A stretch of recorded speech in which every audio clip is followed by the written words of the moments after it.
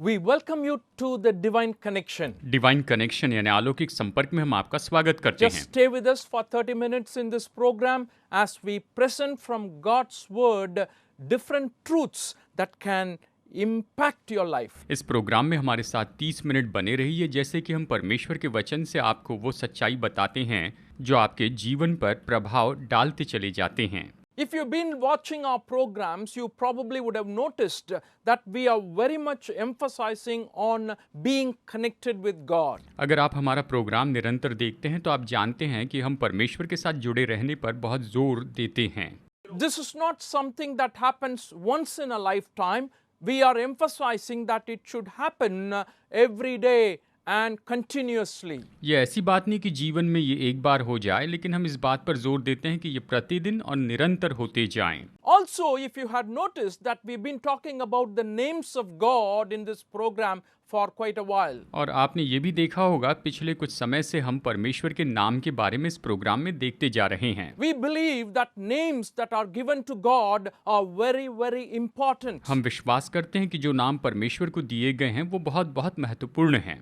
It is not that just one person who gave that name to God or gave these names to God. There are many, many others. In the Bible we see examples. They attributed different names to God. ये केवल एक व्यक्ति नहीं जिसने परमेश्वर को ये नाम दिए हैं, लेकिन हम बाइबल में देखते हैं कि बहुत से लोगों ने परमेश्वर को ये नाम दिए हुए हैं। These names were the character of God, or they reveal the characters of God. ये नाम तो परमेश्वर के चरित्र हैं, वो परमेश्वर के चरित्र को प्रकट करते हैं। And we have looked at different names, if you remember. अगर आपको याद होगा तो हमने बहुत से अलग अलग नामों को देखा है। Oh, we saw Jehovah Jireh, he's our provider. हमने देखा यहोवा यिरे हमारे प्रबंध करने वाले हैं। We saw Jehovah Nissi, the one who gives us victory. हमने देखा यहोवा निसी जो हमें विजय देते हैं।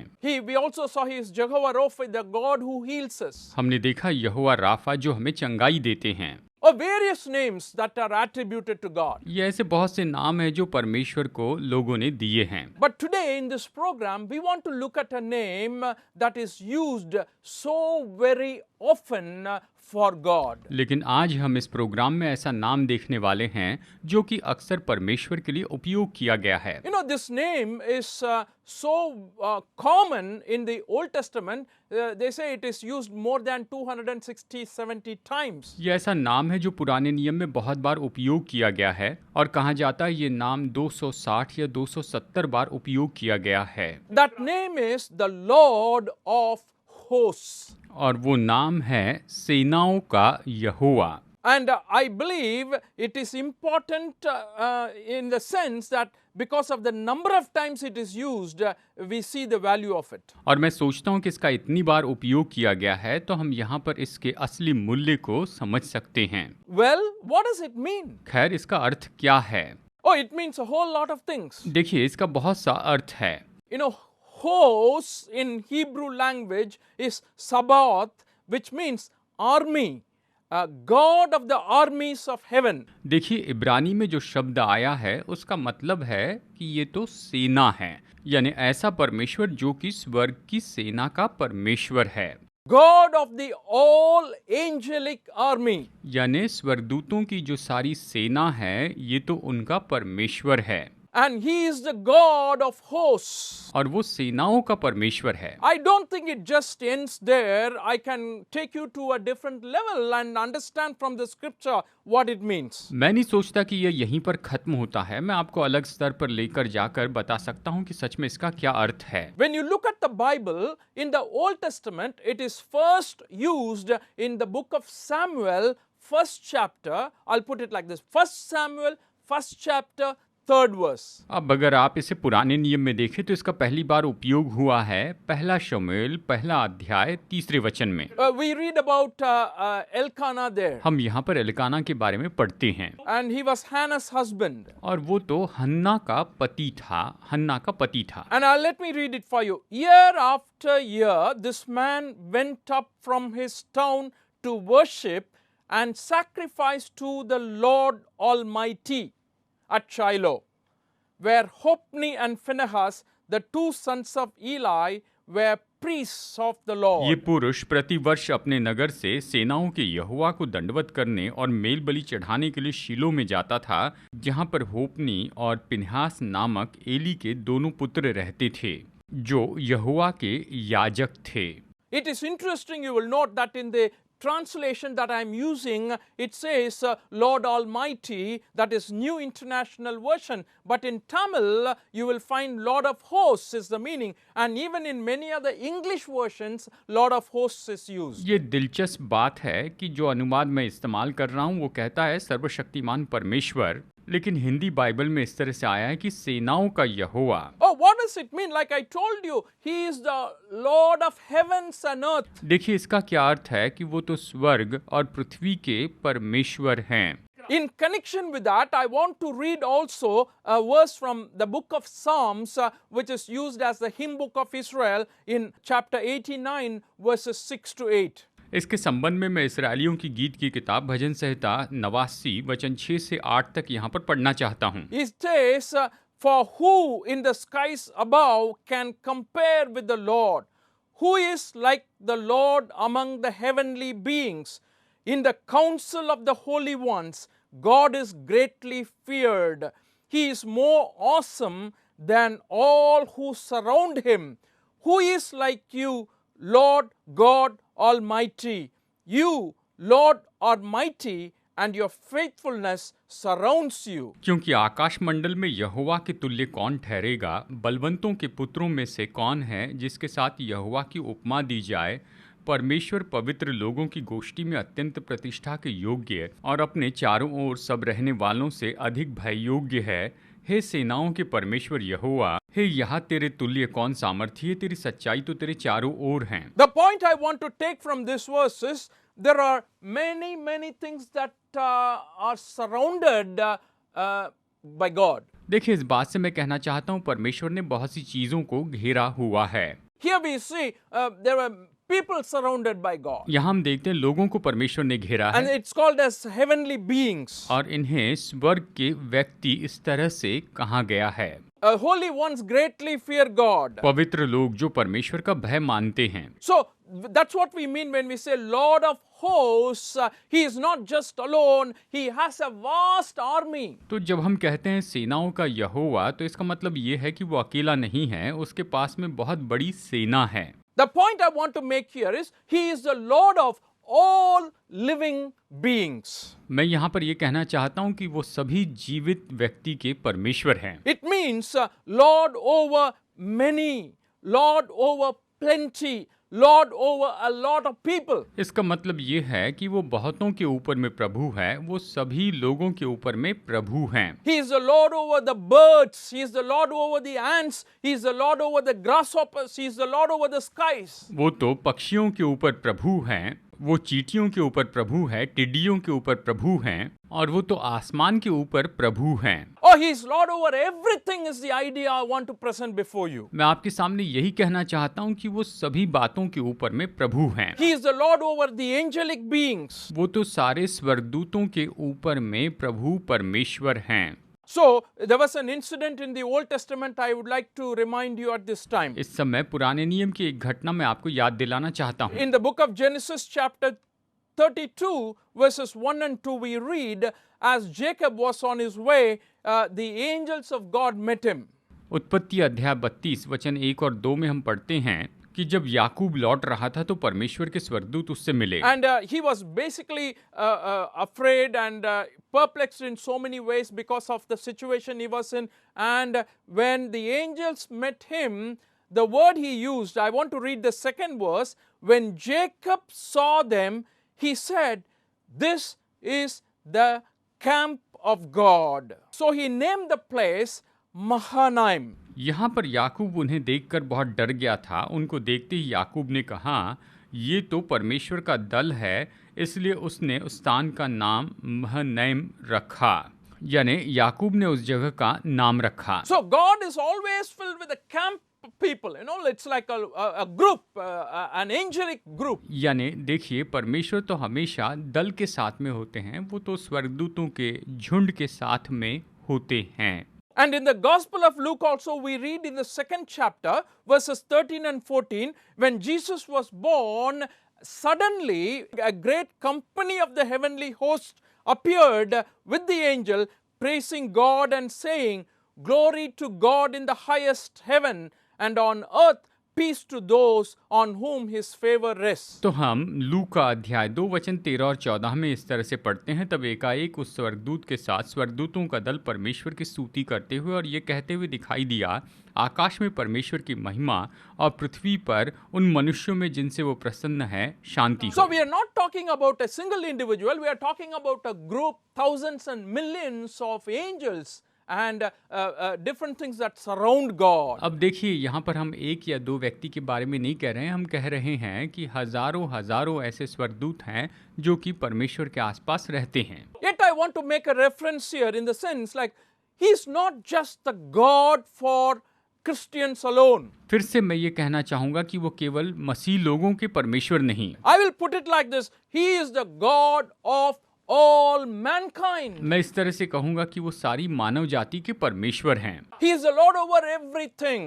वो सारी बातों पर परमेश्वर हैं। He is the Lord over everybody. वो सभी के ऊपर परमेश्वर हैं। Whether you are in India or whether you are in Bangladesh, he is the Lord over you. चाहे आप भारत में हो या फिर बांग्लादेश में हो, वो तो आपके ऊपर प्रभु हैं। It doesn't matter if you are living in China or America. चाहे आप चीन में हो या अमेरिका में, कोई बात You may नहीं। live in Australia or Europe, it doesn't matter at all. कोई बात नहीं, चाहे आप ऑस्ट्रेलिया में हो या यूरोप में हो। The Lord of hosts is the Lord of everything in this world. सेनाओं का परमेश्वर यहोवा तो इन सब संसार के ऊपर में प्रभु हैं। And that's an interesting idea I have understood from this passage. इस वचन से मैंने ये दिलचस्प बात सीखी है। Every molecule, every atom, every man, every life have been created to accomplish his purposes. हर एक मॉलिक्यूल, हर एक एटम, हर एक मनुष्य उसके उद्देश्यों को पूरा करने के लिए बनाया गया है। Oh, they may not sometimes obey what he intends,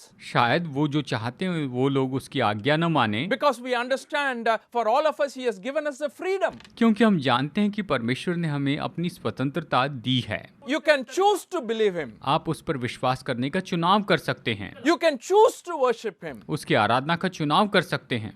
He is not going to force you. वो आप पर जबरदस्ती नहीं He करेंगे। is the Lord of hosts. वो सेनाओं के यहोवा Oh, है। he has all the power in the world. उसके पास सारी सामर्थ है। I want to tell you that the way he has created us itself reveals, shows that when his image was put in us, he also gave us the freedom to choose him or to reject him.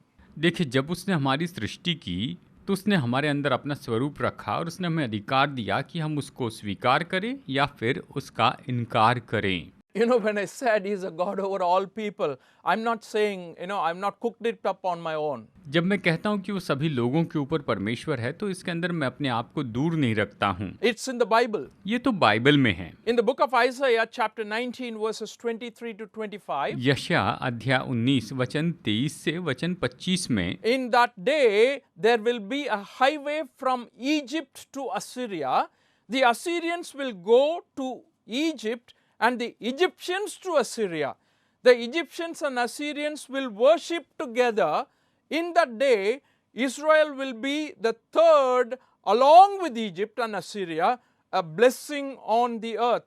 The Lord Almighty will bless them, saying, "Blessed be Egypt, my people, Assyria, my handwork, and Israel, my inheritance." उस समय मिस्र से अशरूर जाने का एक राजमार्ग होगा और अशरूरी मिस्र में आएंगे और मिस्री लोग अशरूरी को जाएंगे और मिस्री अशरूरियों के संग मिलकर आराधना करेंगे। उस समय इस्राएल, मिस्र और अशरूर तीनों मिलकर पृथ्वी के लिए आशीष का कारण होंगे, क्योंकि सेनाओं का यहोवा उन तीनों को ये कहकर आशीष देगा, धन्य हो मेरी प्रजा मिस्र और मेरा रचा हुआ अशरूर और मेरा निज भाग इस्राएल। When we say the Lord of hosts, I want to say whether they are Egyptians or Assyrians or Israelites, oh, for God, He is the God of all of them. तो जब हम सेनाओं का यहोवा कहते हैं, तो चाहे वो मिस्री हो या फिर अशरूर हो या इस्राएली हो, वो सबके परमेश्वर हैं। Today I want to tell you that this God has no boundaries. आज मैं बताना चाहता हूँ, इस परमेश्वर की कोई सीमा नहीं है।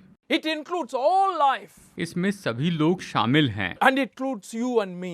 और इसमें आप और मैं भी शामिल हैं। And that's what I want to share with you about God of hosts or Lord of hosts. और मैं तो सेनाओं के यहोवा के बारे में आपको यही बताना चाहता हूँ।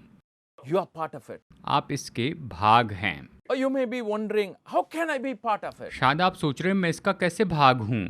My dear friends, you belong to God. मेरे दोस्तों, आप परमेश्वर के हैं। When you belong to God, you are in His hands. जब आप परमेश्वर के हैं तो आप उसके हाथों में हैं। If you choose to worship Him, अगर आप उसकी आराधना करते if हैं, you choose to honor Him, उसका आदर करने का चुनाव करते हैं, and this God can use you, तो परमेश्वर आपका उपयोग you करेंगे। can become His tool. आप उसके साधन हो You सकते हैं, can become His instrument. आप उसके जरिया हो सकते He हैं। is the Lord of hosts. वो तो सेनाओं का यहोवा है। What we said so far was, when we say He is Lord of hosts, it means He is Lord of everything in this world. जब हम कहते हैं कि वो सेनाओं का यहोवा है तो इसका अर्थ ये है कि वो संसार की सारी चीजों के ऊपर में प्रभु हैं। Be it where you are living, चाहे आप कहीं भी रह रहे हो, be it whatever background you are from, चाहे आपकी पृष्ठभूमि जो भी हो, and wherever you live, आप चाहे जहां भी रहें, and He is the Lord God, God of hosts, who knows you, who understands you. वो सेनाओं के यहोवा है जो आपको जानते हैं और आपको समझते हैं। You know, as we continue on this, I want to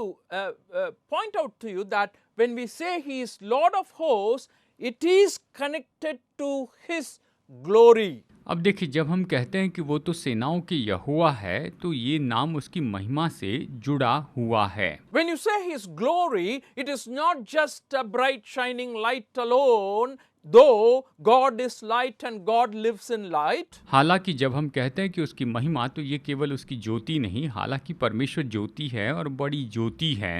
At the same time, it also reveals His power. लेकिन इसी के साथ साथ ये उसकी सामर्थ प्रकट करता है। Like He is Lord of hosts means Lord of everything. यानी वो सेनाओं का यहोवा है, मतलब सबका परमेश्वर है। And one of the time names, in connection with this that is attributed to God is He is the King of glory. अब देखिए, परमेश्वर का नाम मतलब वो तो महिमा का राजा है। In Psalm 24 we read verses 8, 9 and 10. Psalm 24, 8, 9 and 10. Who is this King of glory? The Lord strong and mighty, the Lord mighty in battle. Lift up your heads, you gates, lift them up, you ancient doors, that the King of glory may come in. Who is this King of glory? The Lord Almighty, He is the King of glory. भजन संहिता अध्याय 24 वचन 8, 9 और 10 कहता है, वो प्रतापी राजा कौन है? परमेश्वर जो सामर्थ्य और पराक्रमी है, परमेश्वर जो युद्ध में पराक्रमी है। हे फाटकों, अपने सिर ऊंचे करो, हे सनातन के द्वारों तुम भी खुल जाओ, क्योंकि प्रतापी राजा प्रवेश करेगा। वो प्रतापी राजा कौन है? सेनाओं का यहोवा वही प्रतापी राजा है। Look at this, He is the Lord of hosts and He is also the King of glory. इसे देखिए, वो तो सेनाओं का यहोवा है और वो प्रतापी राजा है, महिमा का राजा है। And you may be wondering, if He is the King of glory and if He is the Lord of hosts, what does it mean to me? शायद आप सोच रहे होंगे, वो महिमा का राजा है, वो प्रतापी राजा है, तो इसका मेरे लिए क्या अर्थ है? You need not be afraid of anything in your life if you belong to this Lord of hosts. अगर आप इस सेनाओं की यहोवा के हैं तो आपको अपने जीवन में किसी भी बात से डरने की कोई जरूरत नहीं है। That is the confidence many of the scripture writers, the psalmists put forth to all of us. और यही तो भरोसा है जो भजनकार हमारे लिए लिख कर रखता है। Book of Psalms 46 verses 1 to 3, it says, God is our refuge and strength and ever-present help in trouble. Therefore we will not fear, though the earth give way and the mountains fall into the heart of the sea, though its waters roar and foam and the mountains quake with their surging. भजन संहिता 46 वचन 1 से 3 कहता है, परमेश्वर हमारा शरण स्थान और बल है, संकट में अति सहज से मिलने वाला सहायक। इस कारण हमको कोई भय नहीं, चाहे पृथ्वी उलट जाए और पृथ्वी समुद्र के बीच में डाल दी जाए, चाहे समुद्र गरजे और फेन उठाए और पहाड़ उसकी बाढ़ में कांप उठें। We need not be afraid. That's what this verse says. वचन कहता है कि हमें डरने की जरूरत नहीं। You know why? जानते हैं क्यों? The same psalm, यही जो भजन है, read verse 7, वचन 7 में पढ़िए, read verse 11, वचन 11 में पढ़िए, same words. यही वचन, The Lord Almighty is with us. the God of Jacob is our fortress. सेनाओं का यहोवा हमारे संग है, याकूब का परमेश्वर हमारा ऊंचा गढ़ है, ये कहता है। The Lord Almighty, like I'm reading it in NIV, but in other versions and in Tamil also, it is the Lord of hosts. देखिए, मैं NIV से पढ़ रहा हूँ, लेकिन दूसरे अनुवाद कहते हैं कि सेनाओं का यहोवा। So what I'm trying to say to you is this God, Lord of hosts, is King of glory, and he is there to help us. मैं ये कह रहा हूँ कि सेनाओं का यहोवा तो महिमा का राजा है और वो हमारी मदद के लिए उपलब्ध है। You know, in the Old Testament, when you read, like I told you, this name has been used so very often for God. जैसे मैंने आपसे कहा कि पुराने नियम में परमेश्वर के लिए नाम कई बार उपयोग हुआ है। It is applied very often in the context of Israelites going for the battle. ये तो अक्सर तब उपयोग किया गया जबकि इस्राएली लोग युद्ध के लिए वहां पर आगे बढ़ रहे थे, जा रहे थे। God was actually fighting the battle for the Israelites. इस्राएलियों के लिए परमेश्वर ये युद्ध लड़ रहे थे। When God was with them, they were invincible. और जब परमेश्वर उनके साथ थे तो वो हमेशा जयवंत हो रहे थे। When God was not with them, they experienced heavy loss. और जब परमेश्वर उनके साथ नहीं थे तो उनका बहुत बड़ा नुकसान हुआ। And this Lord of hosts has that kind of a connection that whenever they went to war with God, with Lord of hosts, they went confident. जब भी वो सेनाओं के यहोवा को साथ लेकर युद्ध के लिए निकले तो वो भरोसा रखते थे।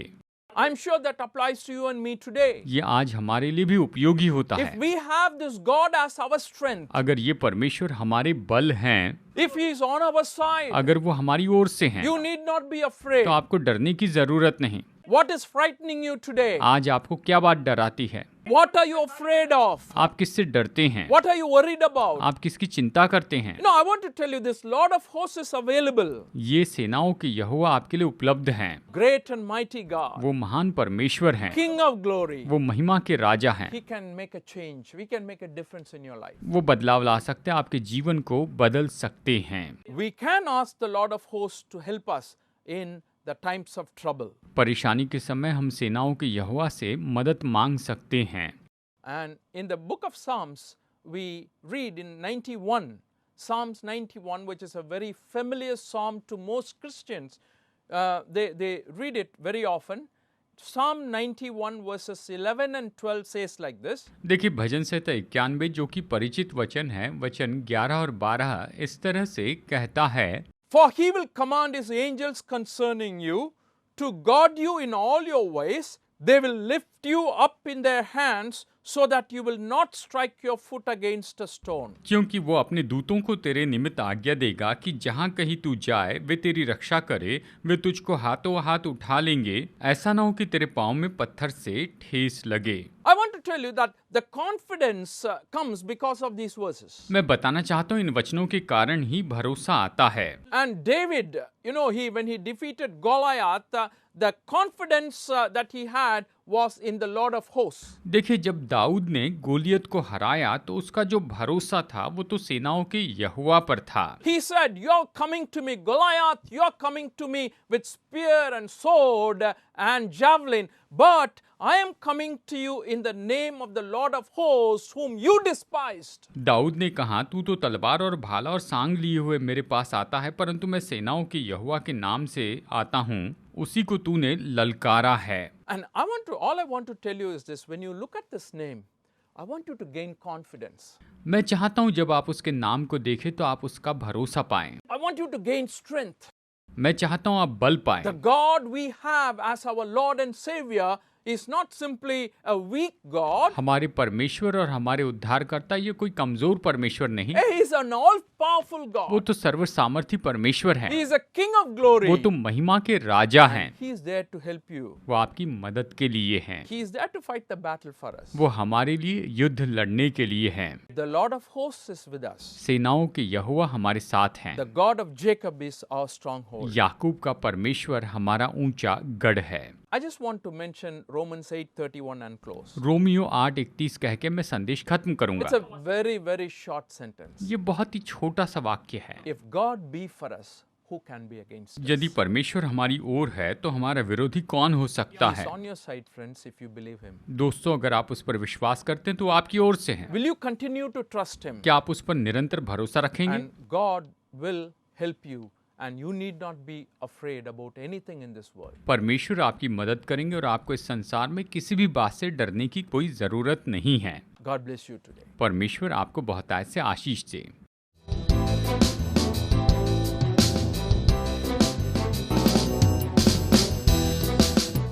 Study the Word of God in a private and personal way through our online study website. Contact number